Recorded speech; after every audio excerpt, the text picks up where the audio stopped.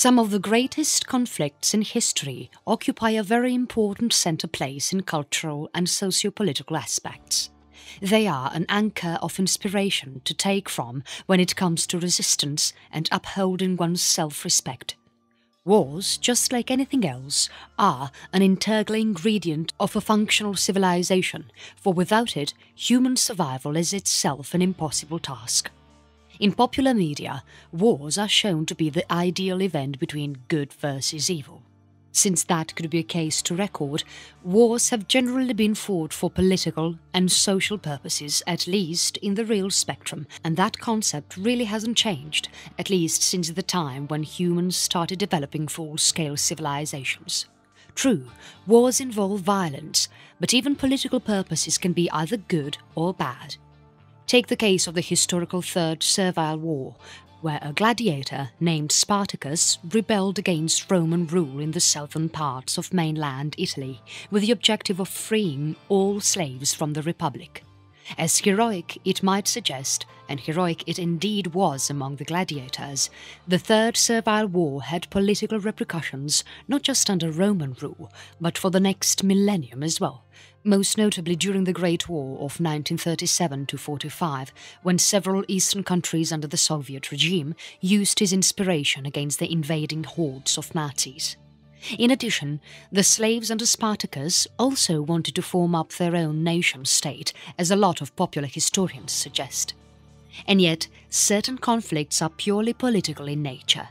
During the same era, and some centuries following the Servile War, Julius Caesar would annex the whole of Gaul to make it a proper Roman province. What were the reasons behind such a stand? Several speculations exist, but the clear facts tells us that Rome had ambitions in its northern neighbouring regions as well for the civilization to really spread to the rest of Europe. In addition, Gallic tribes were seen as a constant threat to the Italian peninsula, and quite some of them had even indulged in free raiding of northern territories of Rome, leading to occasional damage to economic and human life. The political and social repercussions of Roman expansion were enormous and permanent.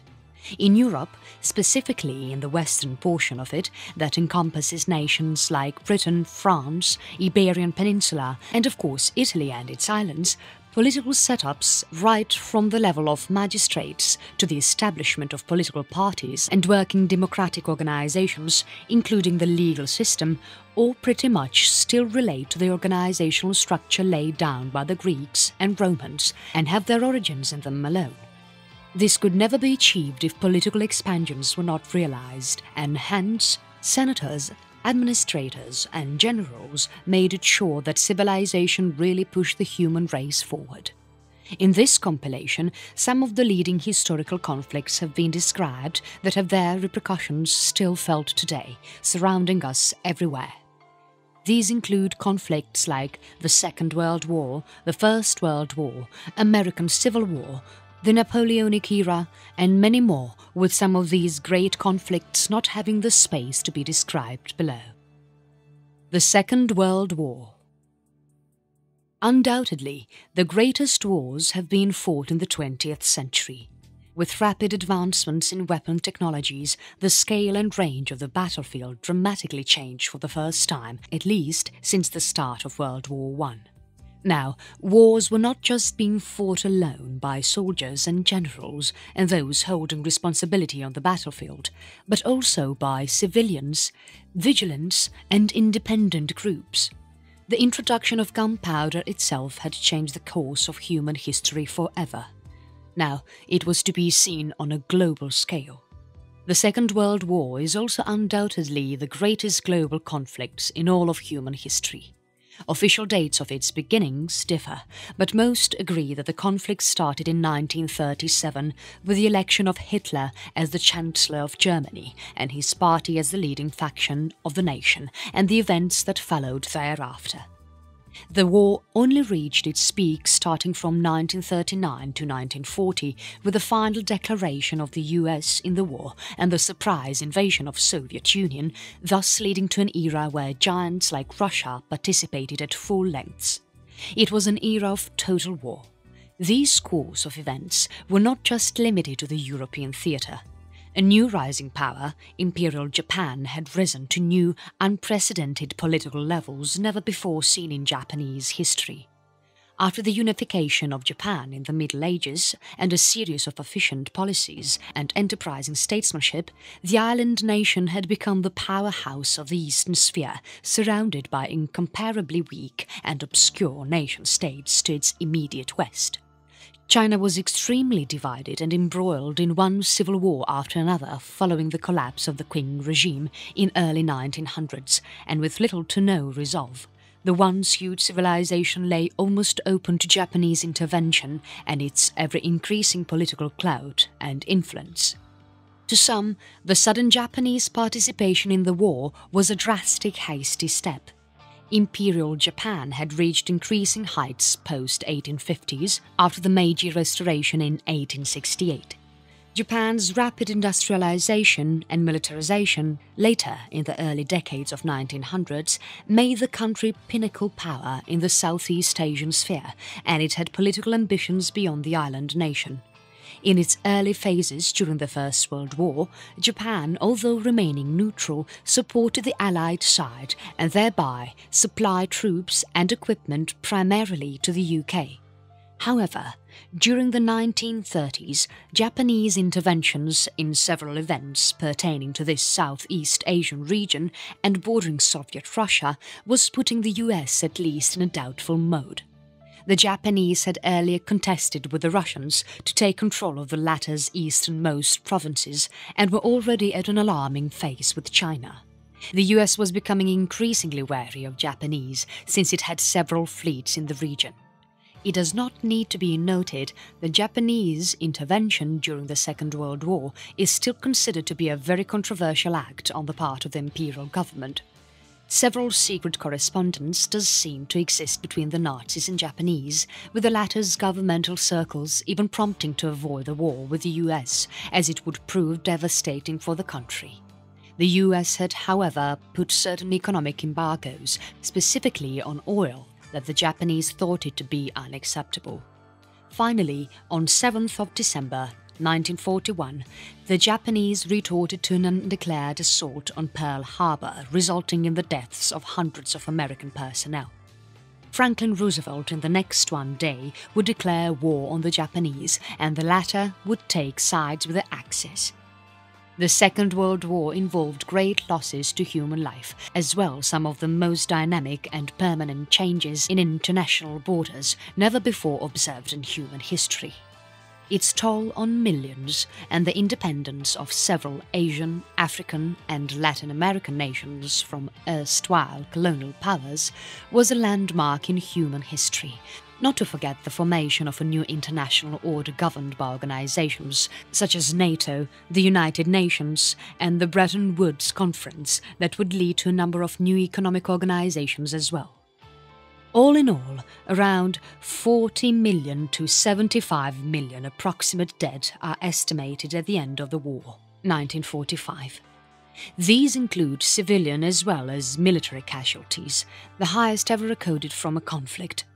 The end of the Second World War led to a number of new nations and superpowers that would decide the course of events for the next 6 decades.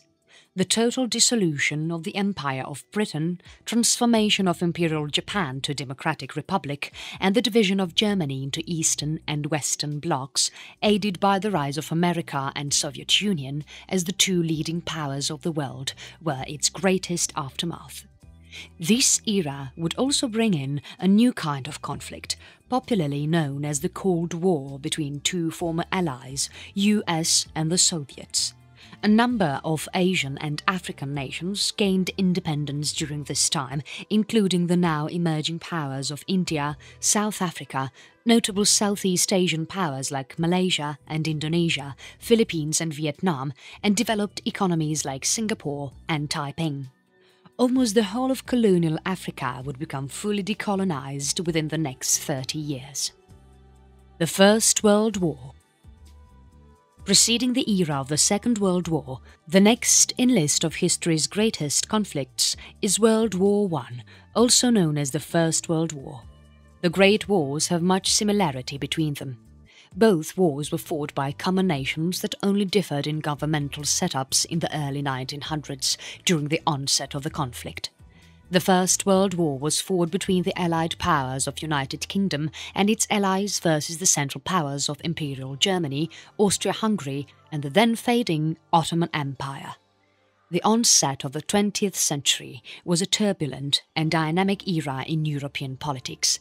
The Bolsheviks, under the leadership of Lenin and fellow communists, had overthrown the age of Tsarist regime of Russia and established a new Soviet Union. In the West, Germany during this time was being headed by a monarch, and hence called Imperial Germany, that had lost a lot of its political and economic strength. Its fellow German ally, Austria-Hungary, also sought to regain its lost classical era. To the south, and the most notable, once powerful Ottoman Sultanate had become only a shell or a shadow of its former self. With almost all of its Middle Eastern, Eurasian and Balkan territories lost, the Sultan actively looked forward to the day when the Turks would regain their former economic and national glory. Although the conflict remained predominantly European in its engagement, its combatants involved global adversaries, with only a certain portion of Southeast Asia, Japan and China, being set aside. Almost the rest of Asia and Africa was directly or indirectly involved in the Great War, owing much to the historical perspective, since this was also a peak colonial era. Major combatants involved the UK, France, Germany, Austria-Hungary and the Ottoman Empire. Together these powers covered almost half of the known world. The newly formed Soviet Russia would remain neutral throughout, although it would by itself plan ahead for a more active participation in European politics.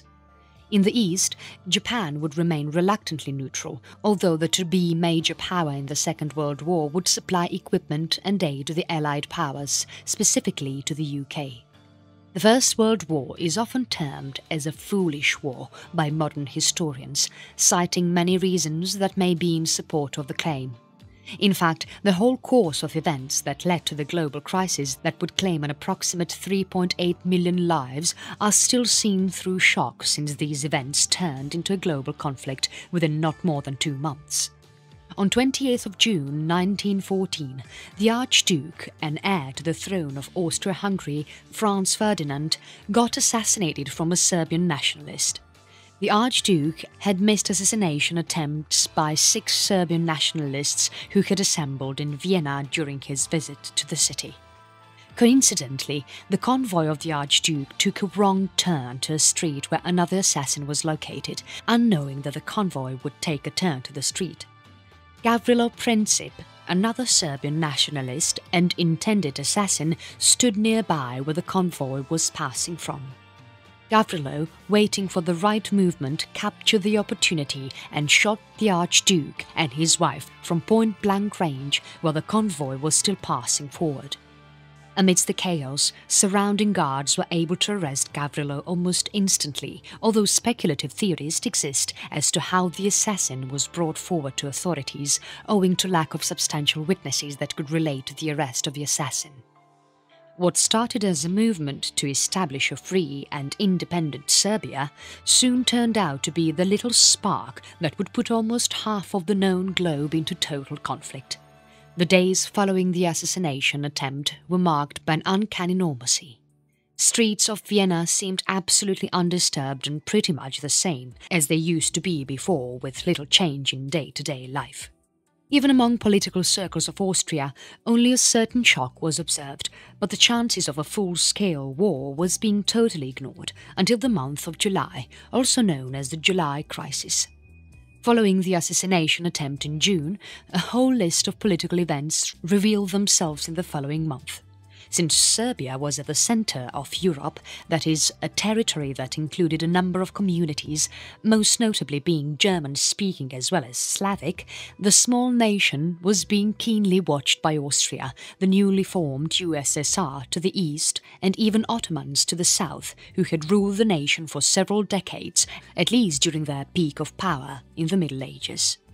However, a trifling Austrian affair would turn out into a global conflict is still seen through with awe by most historians and political analysts. In the next couple of years that followed, Europe turned into a mosh pit of a wrestling ground. The month of July oversaw some hasty and tyrant diplomatic exchanges between European powers, as France was warned by Germany not to support the general mobilization of Russia in Serbia, while several Allied powers demanded immediate referendums and actions towards mobilization. Austria even issued certain diplomatic demands to Serbians in return for independence, although these demands were deliberately designed for Serbia to reject them as a bait to an armed conflict where Austria could take control over the region once and for all. The years from 1914 to 1918 were thus seen as one of the deadliest in the course of all human history. Massive mobilization of armies took place, and some of the most grueling events happened in around Belgium and borders of France, where thousands of miles of dug trenches, still in existence today as part of active tourist spots, served as the resting place for soldiers, as well as their place of demise. More than 40 million people died during this short period of conflict, one of the highest ever, with the male population being seriously at threat in Europe as battle lines neither shifted nor moved any further away from the current establishment. World War I was thus a total stalemate, although the Allied powers came out victorious, with such costs that permanently affected everything. And yet, the Great War instilled in such long-lasting repercussion not observed centuries before the war. The year of 1918 saw the official dissolution of some of the largest powers in Europe forever. Austria-Hungary, the Ottoman Empire and Imperial Germany were forever dissolved, with all of the territories controlled by these powers being resulting into several nations. Serbia was henceforth declared an independent constitutional monarchy officially on 1st of December 1918. American Civil War. The American Civil War was fought between 1861 to 1865. Although only a short, 5-year conflict, it witnessed one of the greatest conflicts in all of American history, and perhaps in the industrialized world of the mid-1800s. The war is often categorized as the bloodiest in US history, and was so great that it recorded a much higher number of military casualties than those observed in World War I and World War II combined. More than 750,000 American soldiers died due to full-scale conventional war and the disease that followed thereafter. These figures include both Confederate as well as Union casualties. The causes of the Great Civil War were purely socio-political in nature and revolved primarily around the issue of slavery in Northern America. By the late 1800s, a very considerable portion of Africans had settled in these territories during the time when the states were being newly formed, and Africans were traded extensively in both South as well Northern American territories. So immense was the phenomenon of slave trade in the 1700s that a considerable portion of the American economy was being operated by them. Africans during this time comprised the primary labor resource on plantations and agricultural estates, mostly owned by whites, but worked by Africans. Also, so immense was the contribution from African Americans that literally the whole southern territory of the US, including 7 states, thought slavery to be an integral part of their economy, state rights and society.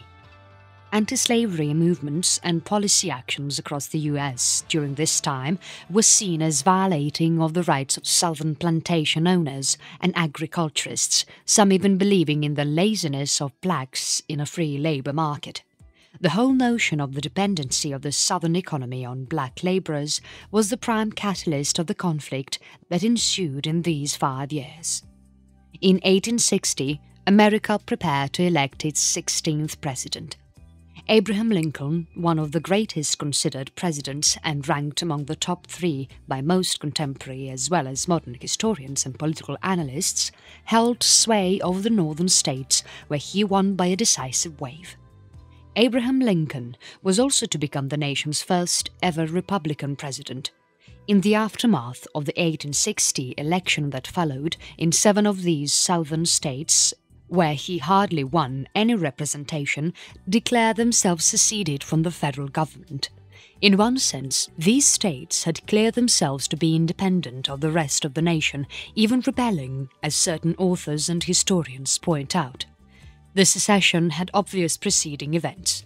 Almost the whole South had threatened the federal government of a full secession if Abraham Lincoln was to be elected as the president, and hence his almost negligible vote in these areas. When in 1861 Lincoln was successfully elected to the White House, the South, politically enraged by the event, declared themselves independent and officially formed the Confederate States of America, popularly known as the Confederacy, headed by Jefferson Davis as their president. The Confederacy was such that no foreign country really recognized its diplomacy, and hence a total lack of intervention from such countries that imported American cotton, especially certain major powers of Europe like Britain, which the Confederacy thought it would intervene in favor of the Confederacy. None did, however, and the vague promise got further jeopardized by Lincoln's attempt to thwart any assistance being provided to the South by blockading and destroying southern ports that could prove to be a potential element in trading arms, ammunition, and even cotton from Europe. With any prospective support from Europe now forever gone, the South took to its determined path to capture Washington, D.C. The Civil War was one of the first ever industrial wars, that is, mass mobilization of men and resources ever to be first observed in modern history. Both the Union as well as South were equally matched in terms of ability, number of men and quality of leaders. In fact, the South gained immensely during the first phases of the war, and Lincoln had to devote considerable time in strategizing and executing military decisions he hardly ever had any experience in. In spite of the limitations of a lack of proper military education faced by him, Lincoln, through referring manuals, books and any amount of literature that he could get his hand on, implemented some of the finest and best decisions lauded even in today's time. Abraham Lincoln cut off the South's trade route by destroying some of their key important ports, since the South never had a seizable navy. Next, Lincoln personally supervised all his appointment of top generals and military personnel. He maintained calmness under such events when the Union was in some instances unable to capture the Confederate capital. In such instances, Lincoln would quickly reshuffle the command and resume the war momentum. In addition to executing some key naval decisions, Lincoln also personally took command of the standing army by appointing his most successful general, Ulysses S. Grant, as the chief of the army. The latter would become the next president of the US after Lincoln's sudden assassination in 1865.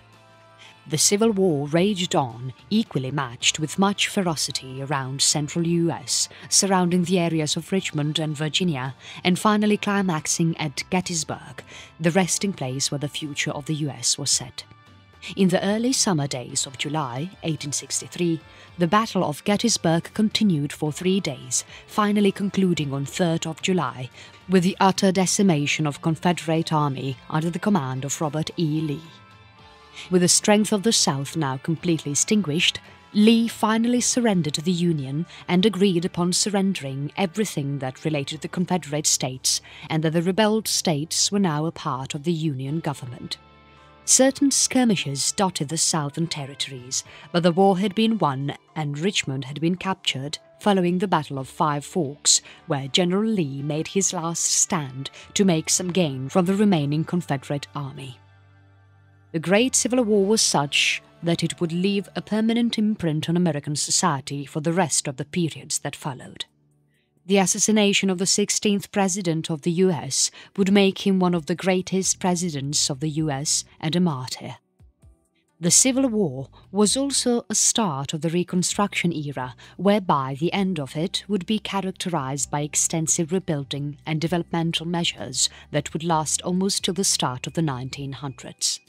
The greatest contribution of the Civil War, however, the emancipation of the millions of black citizens who toiled under hard conditions, working extensively without any recognition at all. The Emancipation Act would symbolize the historic step of the assimilation of all communities that existed in the US and the century that would follow. The Napoleonic Era. The Napoleonic Wars were one of the most important events in modern European history. Many scholars suggest a lack of it could never have resulted in the independence of so many small nations, especially in the Balkans, if someone like Napoleon could have never have risen to the French throne. The Napoleonic Wars, also popularly known as the Napoleonic Era, was a set of military conflicts dating from 1803 with the declaration of Napoleon I as the Emperor of the French Empire till its dissolution and the reverting back of the Bourbon family to the French crown in 1815, following the defeat of the French at Waterloo and the exile of Napoleon Bonaparte. The Napoleonic Era was perhaps one of the first events that would categorize itself as a global conflict, although its global scale really referred to the French conflict with the Ottomans, specifically in northern Africa, where the former controlled vast swathes of territories till the Middle East, all the way to the edge of erstwhile Kingdom of Morocco. The era remained, however, purely European in scale and historiography. Its repercussions were permanent and were felt overseas on several regions of Latin America that would be discussed later in the chapter. The Napoleonic era was one of the most turbulent in modern European history, following what the two great world wars stood for. It would also account to one of the highest ever casualties recorded in early 19th century European events. The beginning of the Napoleonic era starts with the reign of Napoleon Bonaparte, following the arrest and execution of King Louis XIV in the French Revolution. In 1789, France was characterized as being involved in a number of political conflicts with its neighbouring powers, most notably Britain, Prussia and Austria. To its easternmost corner, Russia too played its part indirectly. During the late half of the 18th century, France had weakened substantially for other major powers to gain strides in the global spectrum. With several of its colonies lost, France actually got confined to nothing more than its European borders. This was also the time when the nation transformed itself into a republic from monarchical rule following the ouster of the ruling king. It was also during the late 18th century when a young general named Napoleon Bonaparte would rise to become ruler of France and emperor of his own carved imperial domain that pretty much imitated the erstwhile Western Roman Empire. So extensive Napoleon's achievements were that quite a lot of French polity seen today got established by him, including legal codes and the French flag itself with the official motto. However, all this came at a great cost and an epic episode in European history. The initiation of the Napoleonic Wars is subjected to debate by several authors and historians. Most, although, agree that the French Revolution be included in the Napoleonic era since Bonaparte was a fully commissioned general by then and earned great victories at Egypt and northern Italy against rising Austria. However, the peak of the war began never before 1803 during the invasion of Italy and the Iberian Peninsula and the decisive defeat of Austria resulting in the Treaty of Pressburg that resulted in a total withdrawal of Austria from the war. From 1803 to 1806, France, under Napoleon, controlled a vast swathe of territory never achieved in French history before, even during the peak time of the Bourbons. In a single, swift motion, Napoleon was able to take in Western Germany, Netherlands, Belgium, Switzerland, northern Italy, all the way to interior Austria's fully administered provinces of France. By that time, Napoleon's control over the French Republic and his military was triumphant and unstoppable. In fact, most historians agree that the position Napoleon was in 1806 was more than enough to sue for peace with Great Britain, Russia and all the major members of the First Coalition. However, France continued on without making major concessions. and this would prove to be a deadly mistake in the end. By 1806, Prussia and Russia had become the prime members of the Second Coalition that in its fullest strength was still unable to stop French interests. The British were already involved with Napoleon, but fearing a destruction to their colonies, never really risked an all-out military campaign against France and its triumphant armies. Instead, it relied on a more unconventional warfare by inflicting hit-and-run tactics, especially on French trade routes and fleets, wherever it could get its hands on. Through such events, Britain was at least able to prevent the French on gaining any foothold on its colonies, including India, that Napoleon had seriously considered in his roadmap. He had even sought to send envoys to Indian rulers like Tipu Sultan to make alliance with him against British interests in the subcontinent. However, such long-term plans could never really be realized, since Napoleon's energy and resources limited themselves to nowhere beyond Europe. At the turn of the dissolution of the Second Coalition, France had taken Berlin and severely defeated Russian armies. The French Empire had now achieved its greatest height, with the French flag waving triumphantly almost across the length and breadth of Western Europe. It had also inflicted some heavy blows to the Ottomans' hold on the Balkans and North Africa, following the era where the Sultanate was unable to progress itself due to several inbuilt socio-political limitations, especially from the clergy and imams who never allowed the ruler to implement in modern reforms for Turkish interest.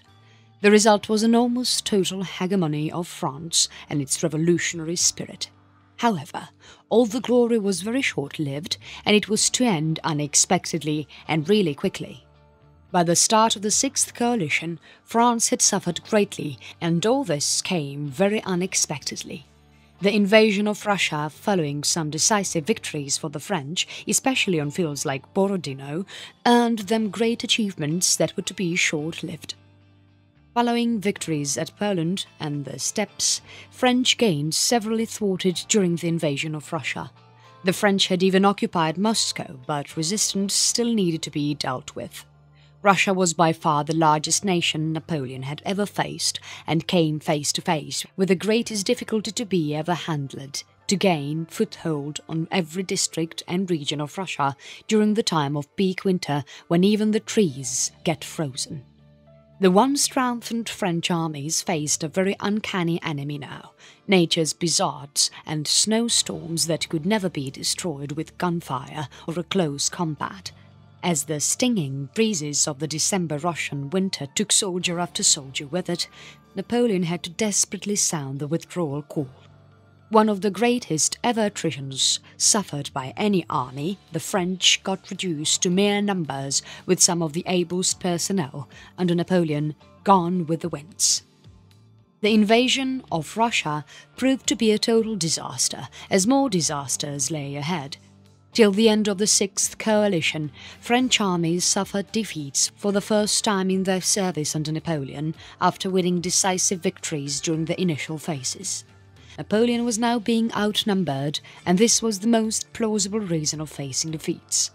After the withdrawal at Lutzen, Napoleon had to now command on the fields of France itself, where heavily outnumbered French armies were unable to sustain themselves for long. Napoleon finally abdicated on 6th of April, 1814, and exiled to the island of Elba. For quite some time, the future of Europe was now set, although the now ebullient Allies were facing an unexpected surprise. In 1815, Napoleon left his exiled home to command France again. He surprisingly took control over French affairs in a swift motion that caught off guard the Allies, who were now at peace, and the borders of Europe redrawn to their default status. The Bourbon king was again deposed, and Napoleon declared ruler. However, the year of 1815 was exceptionally short-lived, as the French dictator would witness his last days here. Following the formation of the Seventh Coalition, Britain with its allies of Europe decisively defeated the French army and Napoleon on the historic battlefield of Waterloo, permanently sealing the deal once and for all. Napoleon would never go on to see Paris again, instead being forced to exile to the remote island of St. Helena, west of the African western coast of Namibia on South Atlantic, thousands of miles away from Europe, where he would die 6 years later. The repercussions of the Napoleonic era were permanent. Following the occupation of Madrid and the fall of Imperial Spain to the hands of French, Spanish foothold on South America fell with its falling regime. Several of the former Spanish colonies became independent, with Portugal losing almost all of its possessions in the Amazonian continent. In Europe, the effect was far less. The principles of liberty and freedom were forever born, and these were to serve as leading principles for decades to come, even during the First World War, when several Balkan and Middle Eastern nations achieved independence from their former imperial rulers. Modern-day boundaries within Europe are actually the officially set boundaries of Congress of Vienna that took place in 1815 following the defeat of the French of Waterloo. Much of modern Europe owes its place to the Napoleonic era. The conclusion that follows is that human civilization is pretty much shaped by conflict and resolution. It is still being shaped by it, as can be seen in the Middle East and Eastern Europe. In several parts of Asia, borders are still being redrawn and history is being made. Conflict is thus an inherent part of society, and no community gets shaped without it. However, as wars become more and more large-scaled with technology leading its frontiers, more rules and regulations need to be at place to legalize conflict and limit its reach so as to keep civilian life away from it. As that is a very difficult task to accomplish, it will take more resources and policy initiatives on the part of governments to tackle conflicts in more innovative and tactile manners as possible.